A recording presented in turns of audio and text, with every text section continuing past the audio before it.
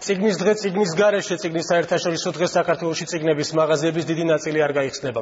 გაუმცემლების თქმით, ეს იქნება ერთდღიანი სოლიდარობის აქცია ავტორების და გაუმცემლების მიმართ. მათი თქმით, განათლების სამინისტროს ინიციატივა ხელყოფს ავტორებისა და გაუმცემლების საკუთრების უფლებას დაარღვევს საქართველოს კონსტიტუციის 23 მუხლს. გაუმცემლების განცხადებით, მათ საქართველოს მთავრობას და პრემიერ-მინისტრს საჩივრით უკვე მიმართეს. იმ შემთხვევაში, თუ ახალი ინიციატივა არ გადაიხედა, გაუმცემლები აპირებენ მიმართონ სამართლებრივ ნორმებს გაუმცემლებისა და ავტორების უფლებების დასაცავად. და თემის შესახებ ჩვენი კორესპონდენტი ნატა ქაჯაია ესაუბრებს პირდაპირ ეთერში. ნატა, გისმენთ. ავთო, ჩვენ ახლა ვიმყოფებით აფაქიძის ქუჩაზე მდებარე ერთ-ერთ წიგნის მაღაზიასთან, სადაც გამოკრულია აბრა წარწერით წიგნის დღე, წიგნის გარეშე. ეს არ არის ერთადერთი მაღაზია, რომელმაც პროტესტი ამ ფორმით გამოხატა. თბილისსა და რეგიონებში 50-მდე წიგნის მაღაზიაა დახურული, ანუ ის მაღაზიები, სადაც სასკოლო სახელმძღვანელოები იყიდება. გამომცემლები აცხადებენ, რომ მათი უფლებები უხეშად ირღვევა, რის გამოც ისინი განათლების სამინისტროსთან სამართლებრივ დავას იწყებენ. ჩვენი ინფორმაციით, ორშაბათს პირველი ასეთი სარჩელი საქალაქო სასამართლოში შევა.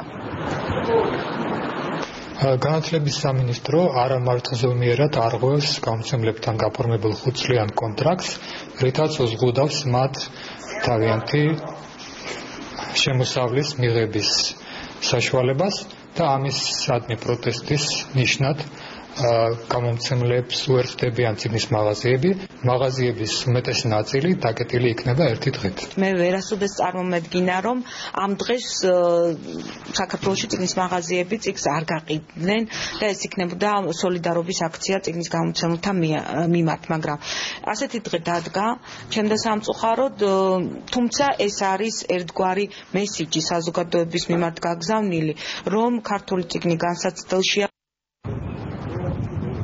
განათლების მინისტრისთვის გამომცემლების პროტესტი გაუგებარია. გიორგი მარჯგველაშვილი აცხადებს, რომ ბიზნესი ვერ იქნება დამოკიდებული ერთ შემკვეთზე, რის გამოც ის მოუწოდებს გამომცემლებს, რომ თანამშრომლობა გააგრძელონ განათლების სამინისტროსთან.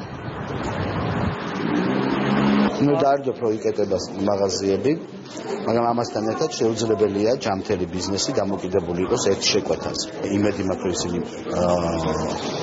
ძალიან ეფექტურად გააგრძელებენ მუშაობას, მათ შორის თანამშრომლობას ჩვენთან და მათ შორის ჩვენგანვე იქნება მათთვის მიცემული ინფორმაცია ბაზართან დაკავშირებით. განათლების სამინისტრომ სასკოლო სახელმძღვანელოების უფასოდ დარიგების შესახებ გადაწყვეტილება რამდენიმე კვირის წინ მიიღო და 17 კონტრაქტორს საგამომცემლო სახლთან ხელშეკრულებაში აჩერა.